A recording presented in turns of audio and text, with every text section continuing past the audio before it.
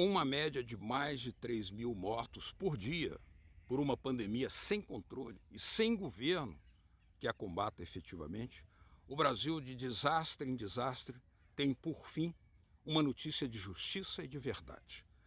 A poderosa multinacional alemã Volkswagen, apoiadora de Hitler, foi obrigada a reconhecer na justiça a sua cumplicidade com a ditadura no Brasil. E terá que pagar uma indenização de 36 milhões de reais àqueles trabalhadores perseguidos e até torturados em suas dependências. A luta da Associação dos Trabalhadores Vitimados pela Volkswagen levou décadas. Uma parte da indenização será aplicada na construção de um memorial da classe trabalhadora. A outra parte, no apoio a pesquisas feitas por universidades que investigam ossadas de corpos sepultados clandestinamente durante aquela ditadura.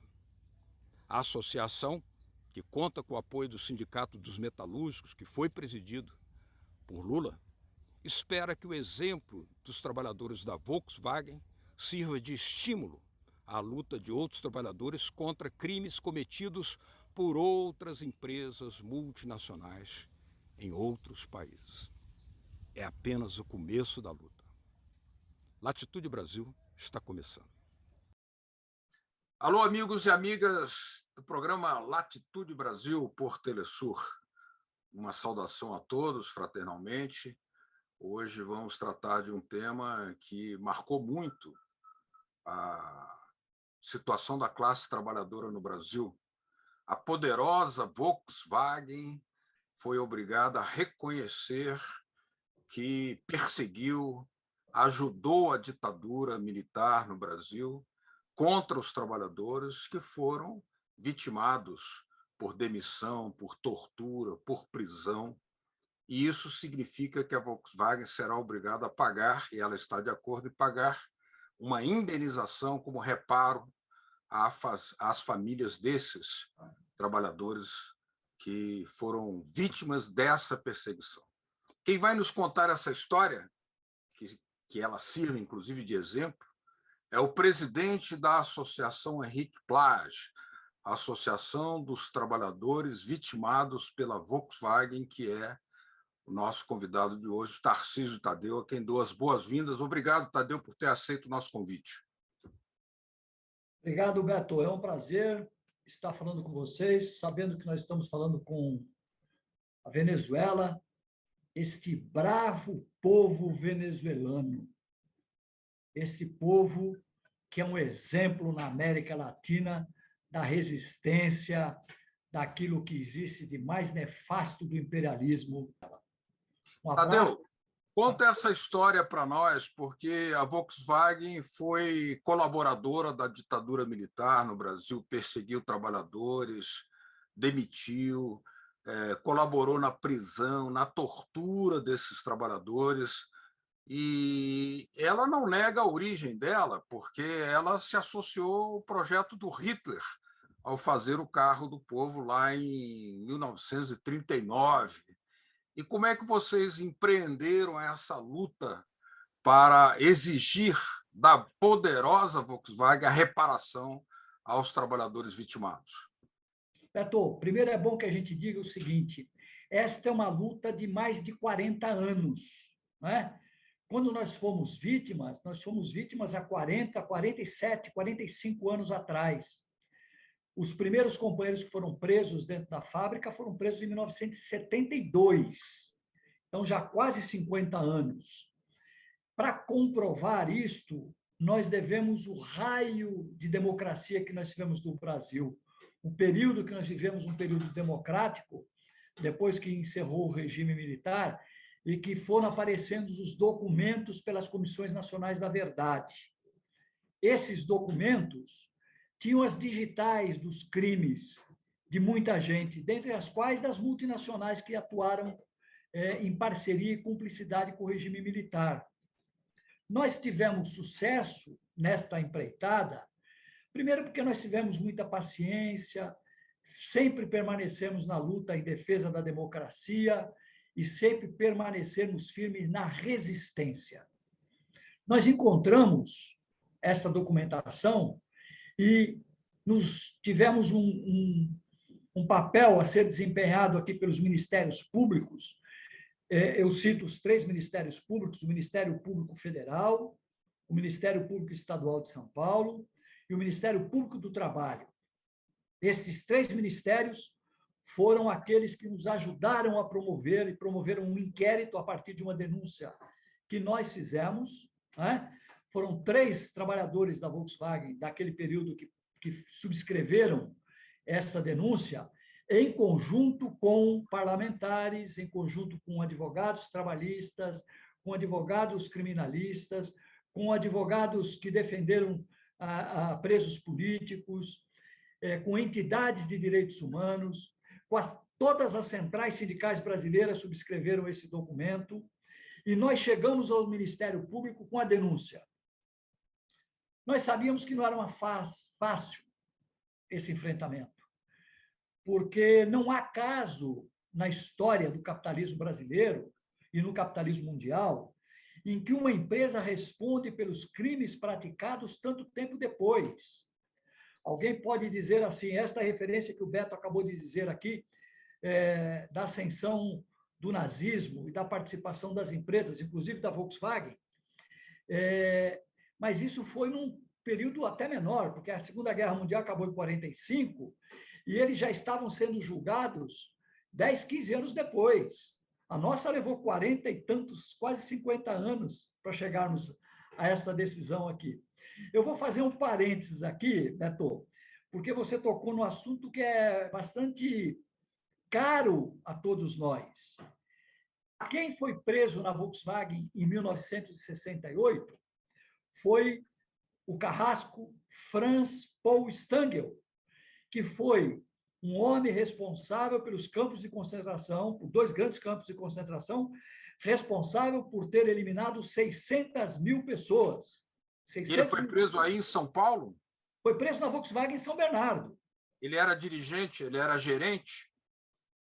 O que ele era? A função do Franz Paul Stangl, ela é uma função ainda um tanto nebulosa, porque dizem que ele era um simples eletricista. Mas há uma coincidência nessa história. Assim que o Franz Paul Stangl saiu da Volkswagen, foi levado para ser julgado no Tribunal de Nuremberg, foi condenado à prisão perpétua, morreu alguns anos depois. A Volkswagen admitiu, logo em seguida, um coronel do Exército, chamado Coronel Ademar Rude, que esse coronel era um homem bárbaro no Exército, já bárbaro, tem uma história trágica de 1958, quando ele era major. Ele estava na Urca, no Rio de Janeiro, e a seleção brasileira ganhava na Suécia a primeira Copa do Mundo.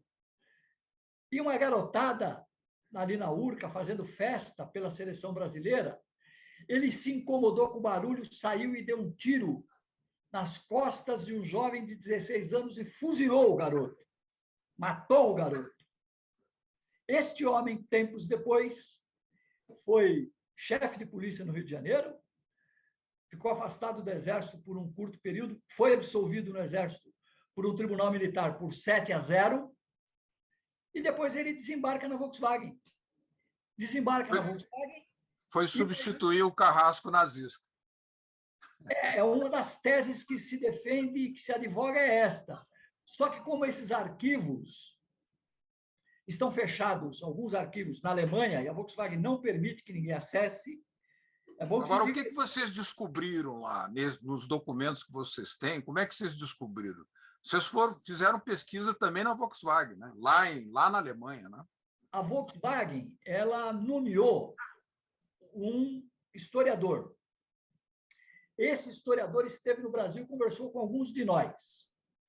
Quando ele estava tomando uma trilha da pesquisa, ele foi afastado pela Volkswagen. E quando ele foi afastado pela Volkswagen, ele chegou a dizer depois que tinha uma cláusula do contrato, nós tomamos conhecimento disso, que ele não poderia revelar o que ele tinha pesquisado. Então, ficou numa caixa fechada, né, uma caixa dessas dos aviões quando caem, e que nós não encontramos essa caixa, nós não temos acesso a ela. A Volkswagen substituiu este por outro historiador. Este historiador, o relatório dele diz da participação da Volkswagen, da cumplicidade com o regime militar. E assim mesmo a Volkswagen não quer admitir. Porém, o Ministério Público nomeou um pesquisador independente, e ele também foi a fundo. Então, nós fomos juntando os relatórios, os documentos das comissões da verdade, os documentos pessoais que alguns de nós tínhamos, juntamos algumas histórias que alguns dos trabalhadores ainda tinham na memória. E à medida que nós fomos conversando, juntando essas histórias, nós fomos puxando o fio e fomos chegando a documentos. Então essa história contada tem a ver com isso. Vou contar um fato aqui, Beto, que ilustra isso. Houve um sistema de informação montado a partir do 2º Exército de São Paulo, onde reunia os órgãos de repressão, reunia algumas empresas estatais, o pessoal do sistema financeiro representado pelos bancos, reunia empresas estatais e algumas empresas multinacionais. E dessas algumas empresas multinacionais, estava sentado nestas comissões, nestas reuniões, o coronel Ademar Rude, representando a Volkswagen. E, inclusive, chegou a presidir reuniões. Há documentos comprobatórios disto. E eles se reuniam no eixo Rio-São Paulo. E esta reunião no eixo Rio-São Paulo se dava onde tinha uma base militar, que era ali onde estava a Embraer, que tinha um aeroporto intermediário em São José dos Campos. E lá eles se reuniam num negócio chamado SECOSE, o organismo que eles montaram se dava por este nome, SECOSE. Quando começou a ter um respiro de democracia, uma luta crescente de democracia, de resistência no Brasil, o responsável pelo 2º Exército começou a dizer: tem que acabar com esse troço aqui, porque está começando a vazar coisas daqui de dentro. E eles mudaram o procedimento. Quando eles mudaram o procedimento, veja só uma coisa, nós tivemos 3 fases das perseguições dentro da Volkswagen. 72, 75 e 78. 72 foi na brutalidade. Prendia dentro da fábrica e torturava no departamento pessoal da fábrica. Dentro da fábrica torturava? Dentro da fábrica.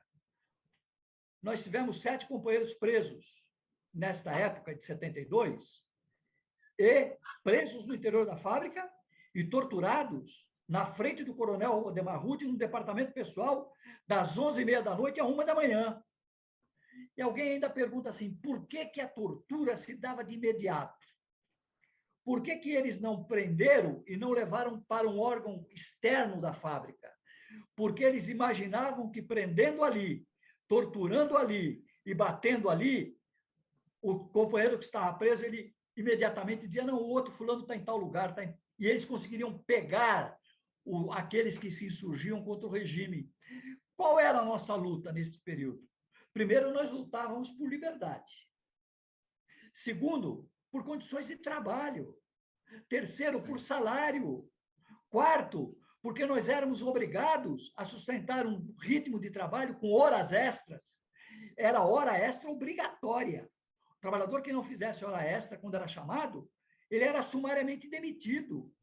Agora, eu percebi pelos documentos que li que a preocupação de vocês, da associação, do movimento de vocês, é que isso sirva de exemplo, porque muitas outras empresas multinacionais, representantes do imperialismo aqui no Brasil, fizeram o mesmo, colaborando com a repressão ditatorial. Então, vocês querem que o exemplo da Volkswagen estimule essa luta pela reparação para outras empresas também, inclusive em outros países. Você tocou num ponto chave e fundamental, muito importante. Eu diria assim, Quando deram o golpe em 64, deram o golpe com a presença e a participação do Departamento de Estado americano. Foi enviado um agente da CIA para atuar no Brasil, no movimento sindical brasileiro. Sem dúvida. Eu tive a oportunidade de participar de um congresso que ele entrou no congresso e nós o colocamos para fora, o expulsamos do congresso. Este mesmo agente internacional da CIA no Brasil, depois que derrubou o presidente Jango, ele se mudou para o Chile, dentro do governo do presidente Allende, e participou ativamente da queda do Allende no Chile. Por quê? Porque os Estados Unidos tinham interesse no petróleo que tinha no Brasil, tinham interesse do cobre que tinha no Chile, como tinha interesse do gás que tinha na Bolívia. Então, todos os países da América Latina foram vítimas. A gente diz assim, qual foi o azar que deu a Dilma? O azar que deu a Dilma no Brasil foi que o Brasil descobriu o pré-sal. Quando descobriu o pré-sal, isso enlouqueceu os americanos. Tarcísio, nós precisamos fazer aqui uma pequenina pausa e já nós continuamos aqui com Latitude Brasil, tá? E que está tratando hoje do caso da Volkswagen, que foi obrigada a reconhecer na justiça e indenizar os trabalhadores por perseguição, tortura, prisão e até desaparecimento, que a gente tem notícia. Latitude Brasil volta já.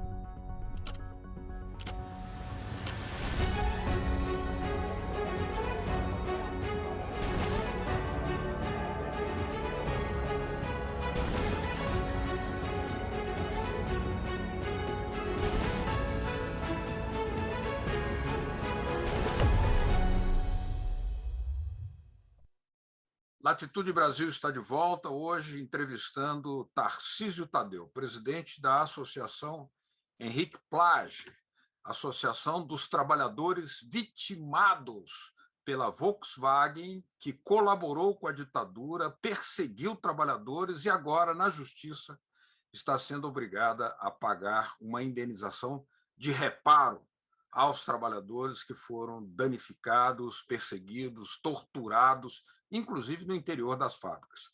Tadeu, a ideia de que essa indenização que vocês vão receber, uma parte vai para a associação, uma parte tem outra finalidade, mas, no fundo, o que vocês querem, sobretudo, é uma reparação moral, uma reparação exemplar, estimulando a luta de outros trabalhadores em outros países que tenham sofrido a mesma perseguição. Conta para a gente. Olha, é uma boa pergunta essa, Roberto, que você nos faz, porque é o seguinte, a nossa luta, ela tem um tripé. O tripé é por memória, por justiça e por reparação. E por que nós lutamos por memória? Porque nós queremos que as novas gerações saibam que as conquistas que nós tivemos teve um preço muito caro a ser pago. Esta memória, nós teremos parte dessas reparações, aliás, a maior parte do dinheiro que a Volkswagen vai colocar nessa reparação, não vem para os trabalhadores. A grande parte não é para pagar a reparação, é para pagar a reparação coletiva. O que é isso? É para a sociedade brasileira. Então, por exemplo, uma boa parte desse recurso vai para pesquisarmos a vala de Perus, mandarmos o dinheiro para aqueles que estão identificando as ossadas de brasileiros que foram enterrados pelos crimes cometidos pelos torturadores. As suas famílias não tiveram os corpos, não tiveram a identidade. existe uma grande vala onde foi enterrado muitos trabalhadores, artistas, intelectuais, jornalistas, enfim, militantes políticos, parlamentares, O aqueles que dinheiro vai para pagar essas pesquisas, para para pagar identificar essas vítimas da ditadura que foram enterradas anonimamente. Exatamente. Esta é uma parte do recurso vai ser destinado para isso. Outra parte do recurso, nós temos em São Paulo um prédio onde funcionou a auditoria militar. Era onde se julgavam e se condenavam. E diga-se de passagem, quando ia julgar, o ato da condenação já vinha junto, preparado. Está tudo pronto. Era uma farsa. Era uma farsa. Não tinha julgamento, só tinha condenação. Só tinha condenação. Este prédio hoje está sob o controle da Ordem dos Advogados do Brasil. Uma parte dos recursos vai para este projeto de memória, em conjunto com a Ordem dos Advogados do Brasil, e lá se fará também um espaço para discussão da luta dos trabalhadores e de exposições das lutas e da resistência dos trabalhadores. E nós vamos inaugurar brevemente lá uma exposição contando esse caso Volkswagen. Uma outra parte vai para a universidade. A universidade que vai financiar com parte desses recursos para pesquisar 10 empresas. 10 empresas que nós queremos discutir quais sejam. E a gente já tem mais ou menos ideia quais sejam. Aqui cabe uma diferença, um assunto, é uma tese que eu advogo, Beto, que é o seguinte: a participação das empresas europeias tinha um perfil, a participação das empresas americanas tinha outro. Qual é a diferença? A diferença é o seguinte: as empresas europeias, elas têm mais fácil de nós pegarmos as digitais do crime que elas cometeram, porque elas levaram para dentro dos seus quadros os militares, o pessoal do exército, sobretudo. As empresas americanas, não. As empresas americanas, quem operava esse sistema era um sistema de inteligência externo, era o dedo do Departamento de Estado americano que controlava e que operava isso. Era uma ingerência direta, então. O nível da profissionalização dos crimes é completamente diferente. Mas tem, assim, um caso interessante. Vamos pegar aqui a General Motors, uma grande montadora que teve uma participação grande. E está claro, a participação dela era visível. Tinha um veículo que ela fabricava, que era a C14, a veraneio, que era o terror de qualquer militante político, de qualquer trabalhador. Eu cheguei a correr muito delas aqui. Quando aparecia uma C14 com 3, 4 homens dentro, pode correr porque eram os veículos da repressão. Esses eram os veículos da repressão doados pela GM, doados, que fazia a manutenção desses veículos e fazia, entre outras coisas, o financiamento do aparelho repressivo. Da Operação Bandeirante. A Operação Bandeirantes. Então, a diferença... Assim como o jornal A Folha de São Paulo também doou veículos para transportar torturados e presos políticos. Também. E hoje fala de democracia. Né? Então, quer dizer, sempre tem o dedo atrás disso, sempre tem um grande interesse econômico de desestabilizar as democracias. A América Latina, por exemplo, eu estou falando, esses dias, falei com os companheiros da Argentina. A Ford saiu do Brasil e a Ford foi para a Argentina. E nós estamos em conversação, porque a Ford também participou aqui.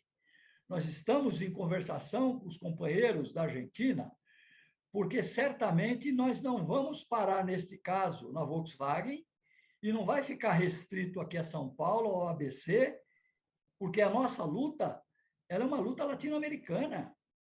Vocês estão organizados internacionalmente para fazer essa luta na Europa, na América Latina e tudo? O movimento sindical? Na Europa, nós temos apoio de algumas importantes organizações internacionais de direitos humanos. Dentro do Comitê Mundial da Volkswagen, onde tem uma representação dos trabalhadores, eles nos ajudaram bastante. Eu rendo aqui as minhas homenagens aos trabalhadores alemães, que dentro do Comitê Mundial, em conjunto com os trabalhadores da África do Sul, em conjunto com os trabalhadores representados no Comitê Mundial aqui do Brasil, pelo presidente do Sindicato dos Metalúrgicos do ABC, o nosso companheiro Vagnão, que se empenharam para forçar que o Comitê Mundial da Volkswagen fizesse pressão para que se resolvesse isso aqui no Brasil. Porque se fosse uma luta isolada, nós não teríamos sucesso. Nós íamos esperar mais 10, mais 15, mais 20 anos. E daqui 20, 30 anos, não teríamos mais nenhum de nós por aqui.